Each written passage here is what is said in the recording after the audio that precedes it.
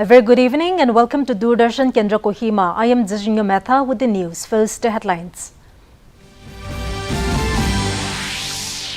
Prime Minister Narendra Modi inaugurates multiple development projects worth around 13,430 crore rupees in Kurnool. People's Democratic Alliance resolves to accept NPF as full-fledged partner of the alliance.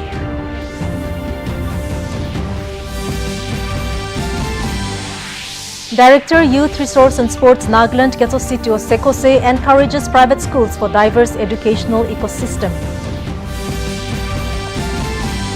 And Advisor for School Education and SCRT Dr. Kekrilhule Hyome urges young athletes to become ambassadors of Sepak Takraw. And now the news in detail. Prime Minister Narendra Modi inaugurated and laid the foundation stone and dedicated to the nation multiple development projects worth around 13,430 crore rupees at Kurnool in Andhra Pradesh this afternoon. This project span across key sectors including industry, power transmission, roads, railways, defense, manufacturing and petroleum and natural gas. To enhance road infrastructure, the Prime Minister laid foundation stone for the 6-lane greenfield highway from Sabavaram to Shilanagar of over 960 crore rupees aimed at easing congestions in Visakhapatnam and facilitating trade and employment. In the energy sector, the Prime Minister dedicated Srikakulam to Angul natural gas pipeline of GAIL India Limited, built at total cost of around 1,730 crore rupees. To strengthen defense manufacturing, Prime Minister Narendra Modi dedicated the advanced night vision products factory at Nimaluru, established by Bharat Electronics Limited at an investment of around 360 crore rupee. The facility will manufacture advanced electro-optical systems for the Indian Defence Forces, reinforcing self-reliance in defence production and promoting skilled employment in the region. Nagaland Chief Minister Dr. Nipio Rio convened a meeting of the People's Democratic Alliance PDA yesterday in Kohima at the Chief Minister's residential complex. The meeting was chaired by the Chief Minister and attended by Y. Patton, Deputy Chief Minister and leader of the BJP Legislature Party, Benjamin Yaptomi, President BJP Nagaland, Abu Mehta, Secretary General NDPP, Resemtong Longkumar, Senior Vice President NDPP, Achumbemo Kikon MLA and Secretary General NPF, and Apong Pongener, President NPF. NPF Secretary General Achumbemo Kikon, speaking to media after the meeting, informed that NPF has officially joined PDA government led by CM Nipio Rio. He also informed that the ordinance comes into effect on 14th October 2025. He added that NPF and NDPP party merger is expected to take place after the NPF convention scheduled on 21st October. During the meeting, the House adopted several resolutions. The House warmly welcomed the decision of Naga People's Front to officially join PDA and resolved to accept NPF as a full-fledged partner of the alliance. The House appreciated the Government of India under the visionary leadership of the Prime Minister Narendra Modi for continued support and commitment towards all-round development of the state of Nagaland. The House called upon Government of India and negotiating parties in the Indo-Naga peace process to undertake sincere measures to carry forward the ongoing dialogue to its logical conclusion. The House urged that the settlement must be negotiated in a manner that it is honorable, inclusive and acceptable to the people. The All Nagaland Private Schools Association Central ANPSA held its 43rd annual general body meeting on the theme From Challenges to Opportunities, Reimagining Education for the Next Generation at NBCC Hall, Kohima today. Gracing the program as the special guest, Director Youth Resource and Sports Nagaland Ketositio Sekose highlighted the role of private schools in catering on the educational needs of the children. He encouraged the private schools for a diverse educational ecosystem by contributing to the overall development of education sector in the society. Highlighting on the sports activities, Sekose said state government is committed in promoting sports across the state for the welfare and development of youth ecosystem. In this regard, he urged the ANPSA to encourage the youths to involve in skill development in athletics by identifying the hidden talents and potential of the children in sports. Meanwhile, ex officio advisor ANPSA Bitungo Kikon emphasized on the need for the private schools to come together as a body to have a collectively effort to discuss the issues and challenges facing the private schools. The event was followed by discussion on issues facing private schools and solutions for overcoming the challenges. Unit members from different districts attended the meeting.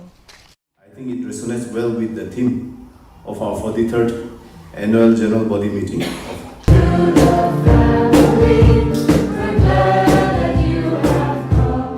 Any other thing, isn't it? We are always we are always being encouraged to do that.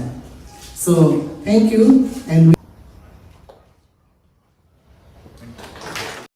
moving on, former President of India Ramnath Kovind has said that the country has built a robust and comprehensive framework for the protection of human rights. Kovind said this while attending the 32nd Foundation Day of the National Human Rights Commission (NHRC) and a National Conference on Human Rights of Prison Inmates in New Delhi today.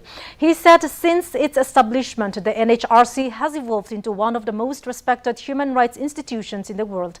The former president further said that the commission shines as a beacon of hope for the people who seek redress and recognition of their rights. In the world.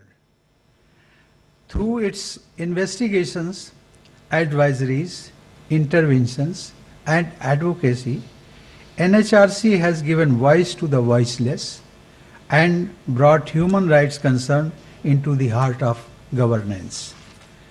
The Commission's efforts in addressing issues such as custodial justice, bonded labor, trafficking, rights of persons with disabilities, women, children, and the elderly have left a lasting imprint on our collective conscience. And now let us take a short break. Stay tuned. Hello Rajesh ji, मैं police थाने से बोल रहा हूँ। फिर से आप digital arrest में हो, दूसरे कमरे में जाइए, अकेले। आपके पार्सल में ड्रग्स मिले हैं, लंबे जाएंगे। 10 लाख दीजिए, बच जाएंगे। सर इतने कहाँ से? एक लिंक भेजा है, अभी प्रोसेसिंग के लिए 2 लाख भेजिए, बाकी बाद में। सर 2 लाख? क्या हुआ पापा? बेटा ये कह रहे हैं कि मेरे पार्सल में से ड्रग्स मिले हैं। अरे काट दिया। पैनिक मत कीजिए पापा, डिजिटल अरेस्ट जैसा कुछ नहीं होता है, ये सब फ्रॉड है। फ्रॉड? पुलिस, बैंक, आरबीआई इत्यादि के नाम से आने वाले साइबर अपराधियों के फोन या वीडियो कॉल से सावधान रहें। उन्हें कोई पैसे ना भेजें और तुरंत पुलिस में रिपोर्ट करें। अगर समझदारी नहीं दिखाओगे तो पैसे गवाओगे। आरबीआई कहता है जानकार बनिए, सतर्क रहिए। Welcome back and moving on with more news. Union Minister of Communications and Development of Northeastern Region, Donor Jyotiraditya Scindia, called on Vice President C.P. Radhakrishnan and Parliament House today. During the meeting, the Vice President was briefed on key initiatives and future plans of the Ministry of Communications and Ministry of Donor. In a social media post, the Vice President said that he was apprised of the expanding telecom and internet infrastructure across the country and government's efforts to ensure last-mile connectivity and provide data at the most affordable rate. He was also briefed on vast postal network and the ministry's initiative to leverage its resources through innovative projects, including India Post Payments Bank. Radhakrishnan also lauded the revival of BSNL, new initiatives of Postal Department and efficient functioning of Speed Post system. External Affairs Minister Dr. S. Jaishankar has stressed on enhanced cooperation among nations to deal with the challenges posed by terrorism, economic instability and climate change. He said these challenges are interconnected and they transcend national borders. He emphasized on more cooperative approach transcending the competitive aspects of international politics. The minister said thus while addressing the United Nations Troop Contributing Countries Chiefs Conclave in New Delhi.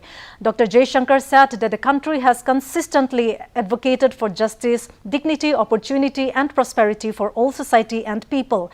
He said country approaches peacekeeping as a civilizational ethos and sees the world as one family. He also highlighted the country's faith in multilateralism and international partnerships.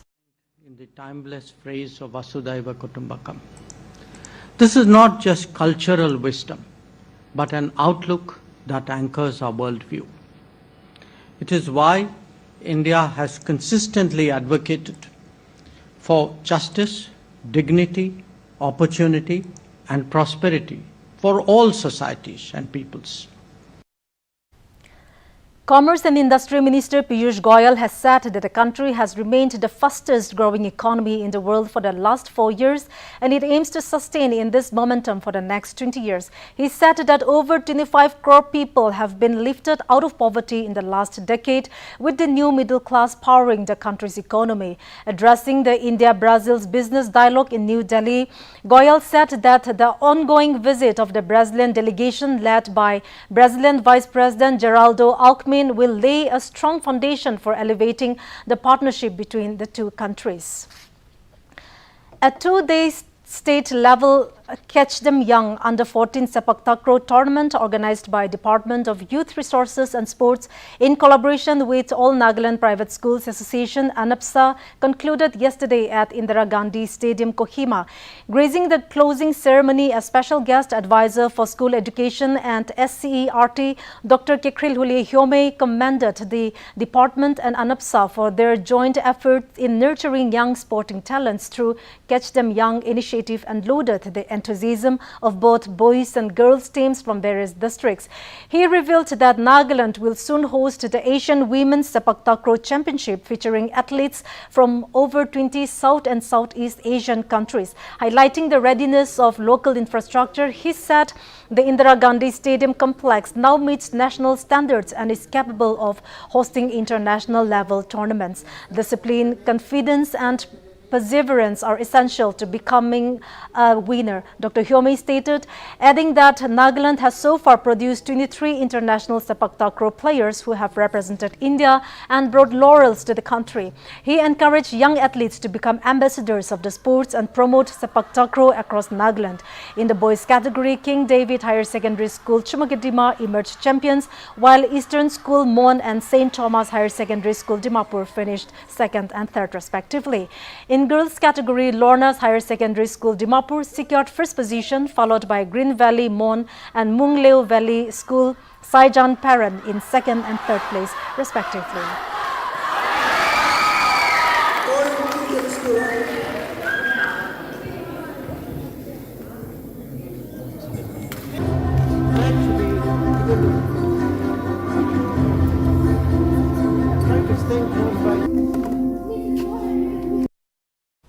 And up now, we have the weather reports of the district headquarters of Nagaland.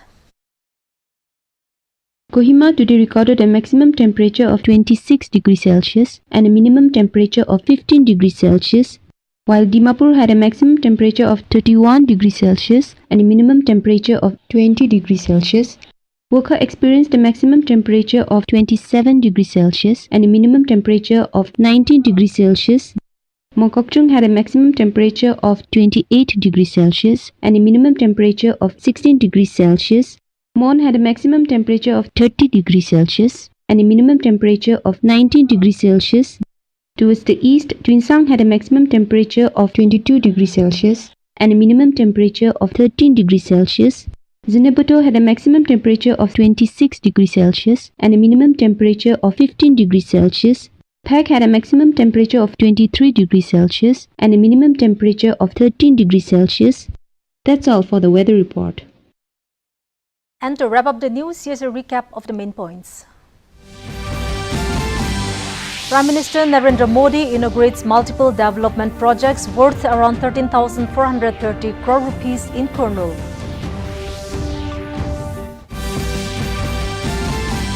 People's Democratic Alliance resolves to accept NPF as a full-fledged partner of the alliance.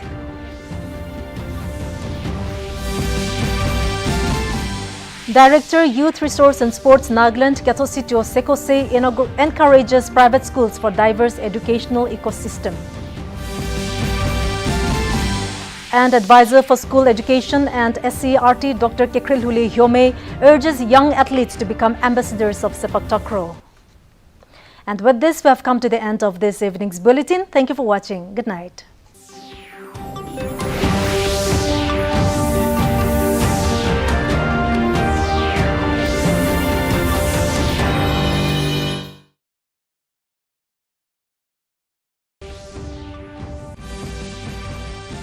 Assam SIT team to shortly visit Singapore. Chief Minister Himanta Biswa Sarma calls it a step forward towards justice for Jubin Garg.